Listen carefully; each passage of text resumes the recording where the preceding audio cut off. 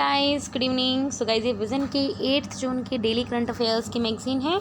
तो चलिए हम आज की फर्स्ट न्यूज़ स्टार्ट करते हैं। That is the E booklet highlighting ministry of defence reforms in 2020 released. तो गाइस ये जो हमारी न्यूज़ है डिफेंस सेक्टर में कवर होगी, जो कि हमारा सिक्योरिटी के अंडर कवर होता है। तो गाइस ये जो हमारा देखो इसके अंदर हम डिफरेंट रिफॉर्म्स पढ़ेंगे। फाइन, तो ये जो हमारी चीज़ें मेनली प्रीलिम्स ओरिएंटेड है। फाइन, बाकी अगर मेंस में ऐसा कोई क्वेश्चन आ सकता है कलेक्टिव, तो वहाँ पे आप मेंस के ओरिएंटेड भी लिख सकते हो। फाइन, तो प्रीलिम्स में क्वेश्चन आएगा तो वो क्या आएगा, मतलब कि थोड़ा टूट के आएगा।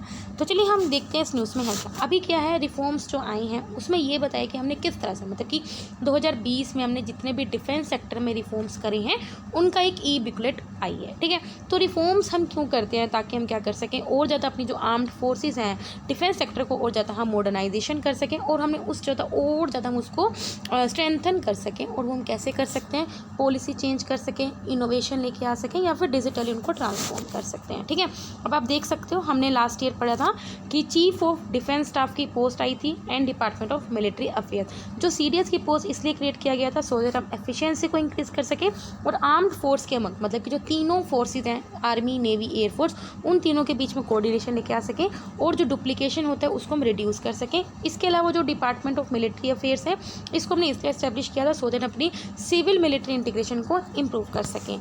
नेक्स्ट है आत्मनिर्भरता हम लेके आए थे डिफेंस सेक्टर में। इसमें हमने पढ़ी भी है काफ़ी बार, न्यू डिफेंस एक्विजिशन प्रोसीजर 2020। ठीक है, corporatisation of ordnance factory board, separate budgetary allocation for domestic capital acquisition. देखो हमने पढ़ा है गाइस, हमने हर एक चीज़ पढ़ी है। इसके अंदर हमने बजट अलग, मतलब कि सेपरेट किया है कि सो दैट हम क्या कर सकें, हम अपना इंडिया का डिफेंस सेक्टर में डोमेस्टिकेशन को हम क्या कर सकें, बूस्ट कर सकें। इसलिए अब हमने बोला है कि हमें डोमेस्टिक कंटेंट या फिर डोमेस्टिक मैन्युफैक्चरिंग हमें इतना लेना ही लेना है।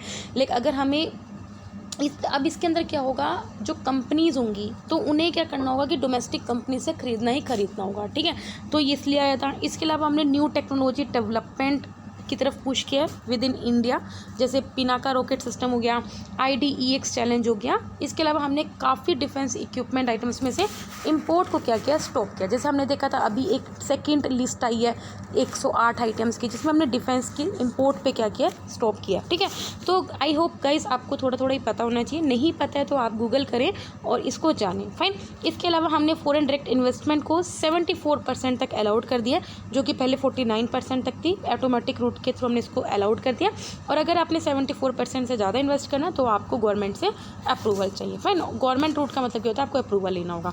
नेक्स्ट है modernisation and increase transparency in defence acquisition.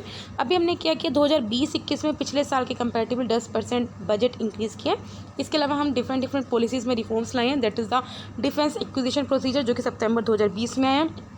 इसके अलावा हमने DRDO की जो प्रोक्योरमेंट मैनुअल है उसमें भी रिवाइज किया, उसको भी रिफॉर्म किया अक्टूबर 2020 में। प्रोक्योरमेंट मतलब परचेज करना, मैनुअल मतलब आपको पता ही होगा। ठीक है, नेक्स्ट है रिफॉर्मिंग डिफेंस R&D। इसके हमने अंडर किया गया है, देखो 5 यंग साइंटिस्ट लेबोरेटरी, जो कि DRDO उसको लॉन्च किया गया है, जिसमें जो DRDO वो डिफरेंट इंडस्ट्री के साथ कोलैबोरेट करेंगे डिज़ाइनिंग और डेवलपमेंट। नेक्स्ट है स्त्री शक्ति इन द आर्म्ड फोर्सेज। इसके अंदर हमने ये पहले भी पढ़ा था, परमानेंट कमीशन बनाया to the short service commission women officers के लिए ऑफ इंडियन आर्मी। इसमें क्या है, जो इंडियन नेवी की जो वुमेन पायलट्स होंगी वो पहली बार ऑपरेशनलाइज होंगी, मतलब कि अब इंडियन नेवी में वुमेन पायलट्स भी होंगी। इसके अलावा जब भी जो सैनिक स्कूल्स हैं वो अब गर्ल्स स्टूडेंट्स के लिए भी ओपन होंगे फ्रॉम 2020 टू 2021। इसके अलावा कुछ और अदर्स हैं। इसके अलावा जो NCC की रीच को हमने बढ़ाया टू रिमोट लोकेशंस। डिफेंस जो डिप्लोमेसी है उसको हमने न्यू, मतलब कि और ज़्यादा स्ट्रेंथन किया है। जैसे इंडियन डिफेंस फोर्सेज ने अपने जो है, मतलब कि और ज़्यादा अपनी जो सर्विसेज हैं उसको एक्सटेंड किया टू फ्रेंडली फॉरेन कंट्रीज़ जो अभी इस डिस्ट्रेस में है।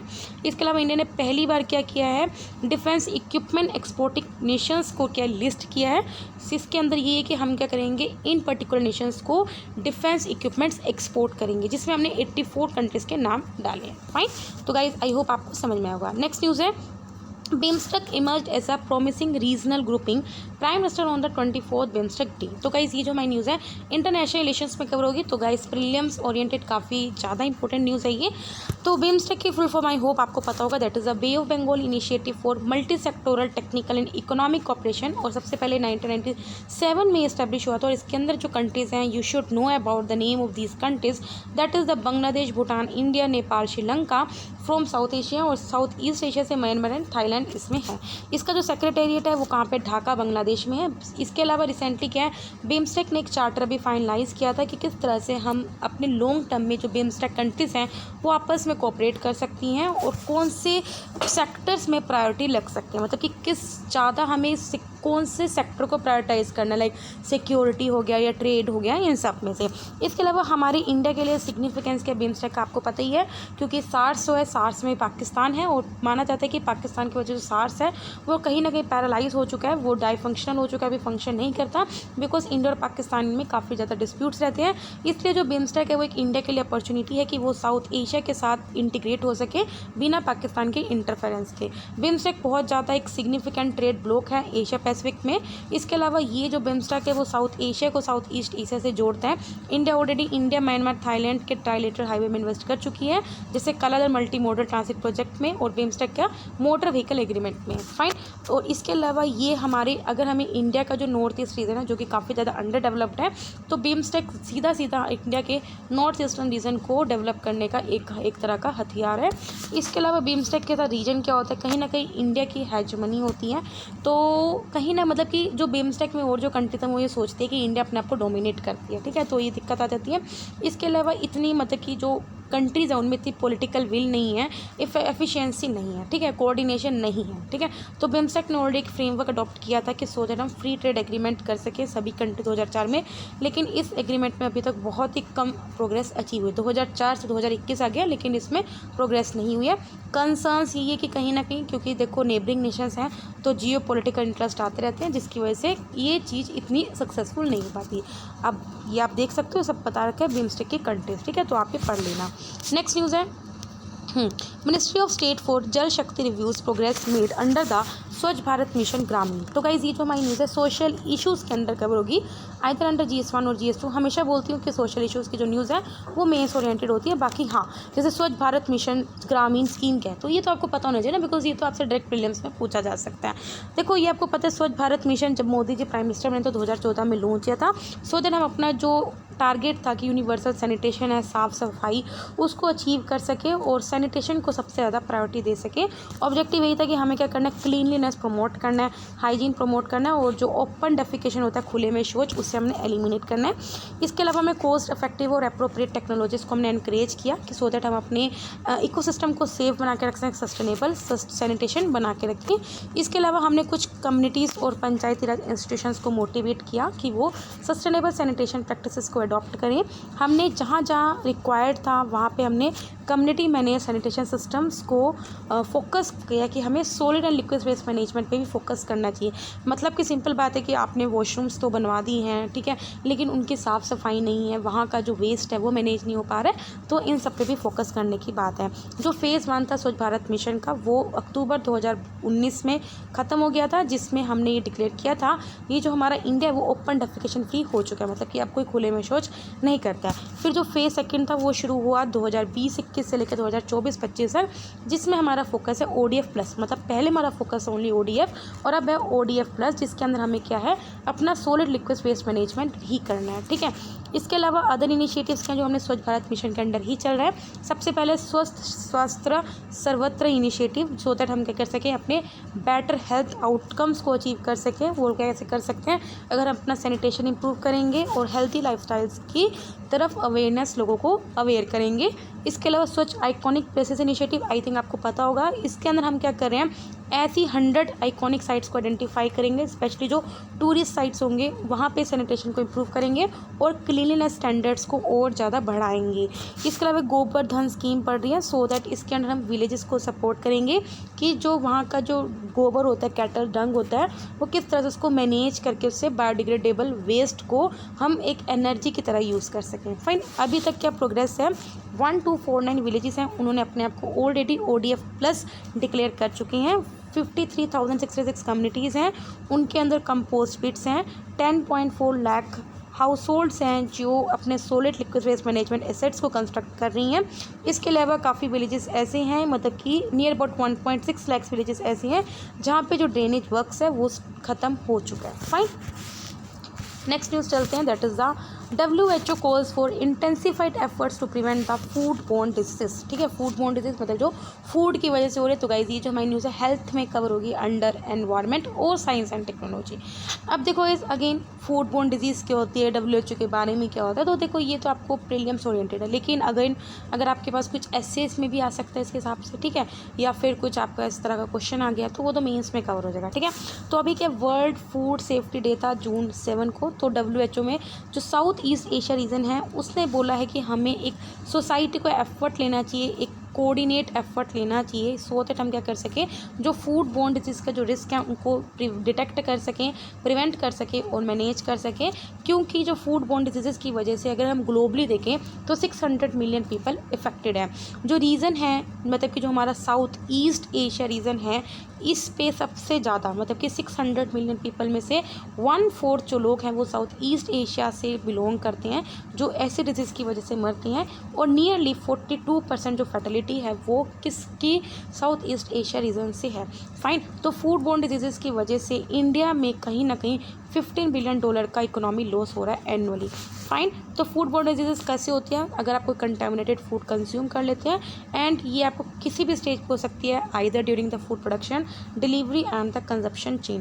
फैक्टर्स क्या रिस्पॉन्सिबल हैं कि आपको ये डिजीज़ हो सकती है, एनवायरमेंटल कंटेमिनेशन हो गया, आपने अच्छे से फूड को स्टोर नहीं किया, ठीक है, या प्रोसेसिंग कॉम्प्लेक्स फूड चेन्स, इस वजह से आपको डिजीज़ हो सकती है। इसमें आपको वैरायटी ऑफ इलनेस हो सकती है, मतलब कि माइल्ड से लेकर सीवियर तक हो सकता है, डायरिया से लेकर कैंसर तक भी हो सकता है। ठीक है, इसके अलावा आपको FSSAI that is the food safety and standard authority of India ने अभी तक क्या स्टेप्स लिए हैं सो दैट आप फूड सेफ्टी को इंश्योर करो। तो गाइज आज का आपका क्वेश्चन ये है, आप थोड़ा सा मुझे FSSAI के बारे में बताओ, ये किस तरह की अथॉरिटी है, किस तरह की बॉडी है। फाइन, तो ईट आउट मूवमेंट ये स्टार्ट किया गया FSSAI के द्वारा सो दैट हम जो न्यूट्रिशनल ट्रेंड्स हैं जो नेगेटिव हैं जैसे ट्रांस फैट्स वगैरह हो गया तो उनको हम कट डाउन कर सकें। Blissful hygienic offering to God so that हम अपनी फूड सेफ्टी और हाइजीन को इनक्रेज कर सकें प्लेस ऑफ वर्शिप पे। फाइन, नेक्स्ट लोग भंडारा लगाते हैं तो वहाँ पे भी ये है कि हम अच्छा फूड लोगों को खिला सकें। हाइजीन रेटिंग सिस्टम स्टार्ट किया सो दैट हम कंज्यूमर्स को अलाउ करें कि मतलब कि अगर आप डिफरेंट चीज़ें खरीद रहे हो, लाइक अगर आप एक ही लस्सी है, लस्सी डिफरेंट कंपनीज़ की आ रही है तो आप खुद देख सको कि आपको कौन सी लेनी चाहिए। तो इसमें एक हाइजीन रेटिंग सिस्टम आया so that we allow consumers to make inform choices about the places where they eat out. इसके अलावा फूड सेफ्टी कंप्लायंस सिस्टम है जो कि एक वन स्टॉप सेंटर है जहाँ पे आप क्या कर सकते हो, रेगुलेट कर सकते हो और जो भी FSSAI का एंगेज कर सकते हो। फाइन, अब हम जरा देखते हैं फूड बोर्न डिजीज़ का क्लासिफिकेशन क्या है। देखो फूड बोर्न इन्फेक्शंस वो इन्फेक्शन होते हैं जब आप कुछ कंटेमिनेटेड फूड खा लेते हो जो उसमें बैक्टीरिया, वायरस या पैरासाइट्स हों और इनकी वजह से आपको इन्फेक्शन हो जाते हैं और ये आपके इंटेस्टाइन में चले जाते हैं या फिर किसी और टिश्यूज़ में चले जाते हैं। इसके अलावा आपके इंटेस्टाइनल ट्रैक्ट में चले जाते हैं जहाँ पे वो एक टॉक्सिन या बैक्टीरिया को रिलीज़ करते हैं। जो फूड बोर्न की वजह से जो टॉक्सिसिटी होती है वो आपको कैसे होती है, if you consume any foods और बेवरेजेस जो ऑलरेडी टॉक्सिन हो, ठीक है, कंटेमिनेटेड हो। सोर्सेज क्या हो सकते हैं, कुछ बैक्टीरिया हो सकते हैं, कुछ पॉइजनस केमिकल्स हो सकते हैं या कुछ नेचुरल टॉक्सिन्स भी हो सकते हैं जो एनिमल्स, प्लांट से फंगाई में पाए जाते हैं। नेक्स्ट है E-Committee of Supreme Court has released its draft model rules for live streaming and recording of the court proceeding।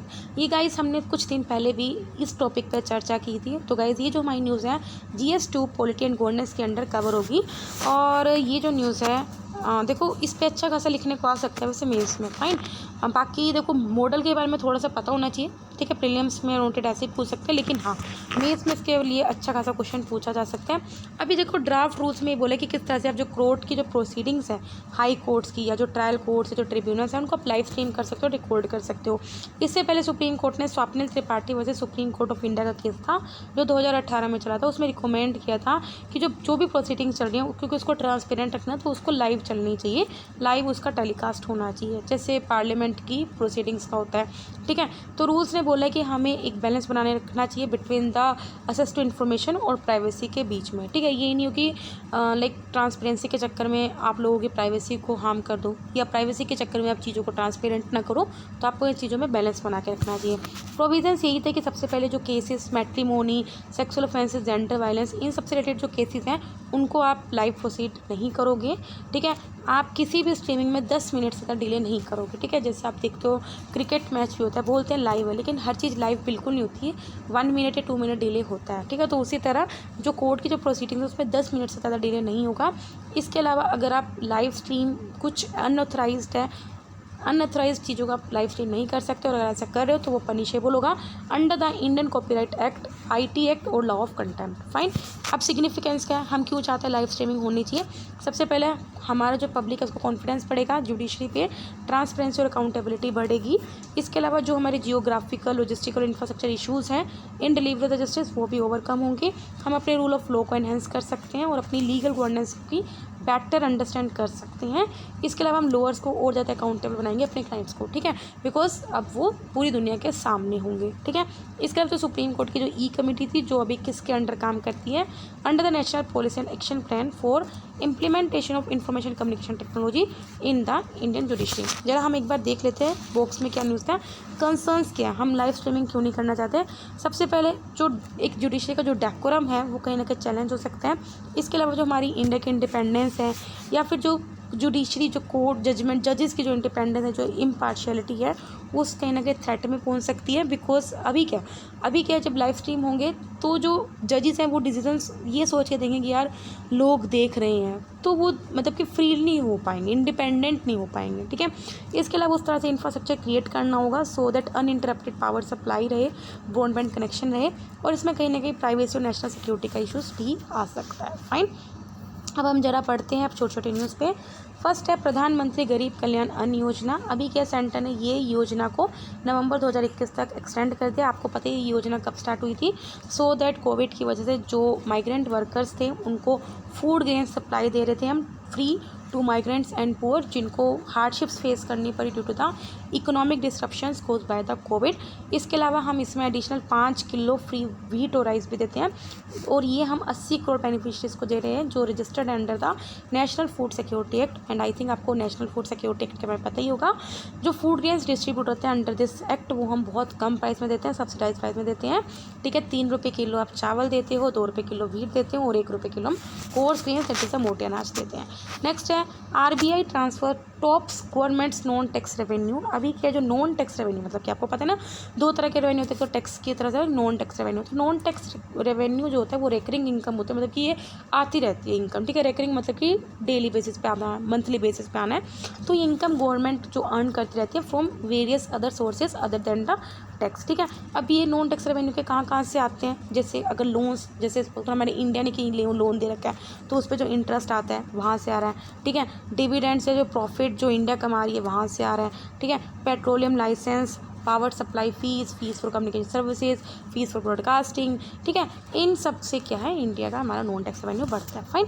Next है इंडिया का first international maritime service cluster. तो जो गुजरात मैरीटाइम बोर्ड है वो फर्स्ट इंडिया का international maritime service cluster को setup करेगा India की गिफ्ट सिटी, जो कि गुजरात में आपको पता ही है। गिफ्ट सिटी इंडिया की only approved international financial service centre है जो गांधीनगर में है। इससे क्या होएगा, इसको हम ऐसा डेवलप करेंगे जो डेडिकेटेड मतलब सिर्फ इन्हीं के लिए होगा, जिसमें पोर्ट्स होंगे, शिपिंग होगा, लॉजिस्टिक सर्विस मतलब ट्रांसपोर्ट सर्विसेज होंगी, प्रोवाइडर्स होंगे, कुछ गवर्नमेंट रेगुलेटर्स होंगे, जो सभी एक ही गिफ्ट सिटी में प्रेजेंट होंगे। इससे हम अपनी competitiveness, ease of doing business, self sufficiency maritime sector में बूस्ट कर सकते हैं और स्ट्रेंथन कर सकते हैं। नेक्स्ट है hydro electric project in news. अभी क्या है, एक रेटल हाइड्रो इलेक्ट्रिक प्रोजेक्ट है, ये करनो फ्रीकर स्कीम है जो रिवर चेनाब पे लोकेटेड है at the Kishtwar district Jammu and Kashmir. Currently एक डिसएग्रीमेंट हुआ है between India and Pakistan on रातले and Kishan Ganga Jhelum river project, ठीक है। तो ये 2 प्रोजेक्ट्स हैं, इसमें भी कुछ इंटरप्शन हुआ है between due to a disagreement between India and Pakistan. इसके अलावा जंगी ठोपन पोवारी प्रोजेक्ट है, अगेन ये रन ऑफ रिवर प्रोजेक्ट है जो रिवर सतलुज में है, किन्नौर डिस्ट्रिक्ट हिमाचल प्रदेश में। इसके अलावा लास्ट न्यूज़ है that is a sea snot. Turkey का जो सी ऑफ मरमर है, आई थिंक आपको पता होगा, जो ब्लैक सी को कनेक्ट करता है एजेंसी से, वहाँ पे सी स्नोट का काफ़ी ज़्यादा आउटब्रेक हुआ है।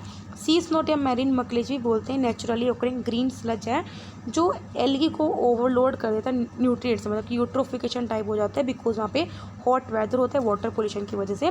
अब न्यूट्रिएंट ओवरलोड होता है मतलब कि यूट्रोफिकेशन हो जाता है, जिसकी वजह से जो एल्गी है वो वार्म वेदर में बहुत ज़्यादा जल्दी बूम हो जाता है और वाटर पोल्यूशन की प्रॉब्लम बढ़ जाती है। इसका इम्पैक्ट क्या हो सकता है सेवरल स्पीसीज़ जो एक्वेटिक स्पीसीज है वो अंडर थ्रेट आ सकती हैं, जैसे ऑयस्टर्स, मसल, सी स्टार्स, और वहाँ पे जो फिशरमैन है उनके लाइवलीहुड को भी इफेक्ट पहुँच सकता है। तो गाइस यहाँ पे मैं डेली करंट अफेयर्स की जो मैगजीन है वो कंप्लीट होती है। अगर आपको वीडियो अच्छी लगे तो लाइक करना, कोई डाउट हो कमेंट करना। तब तक के लिए बाय बाय, टाटा।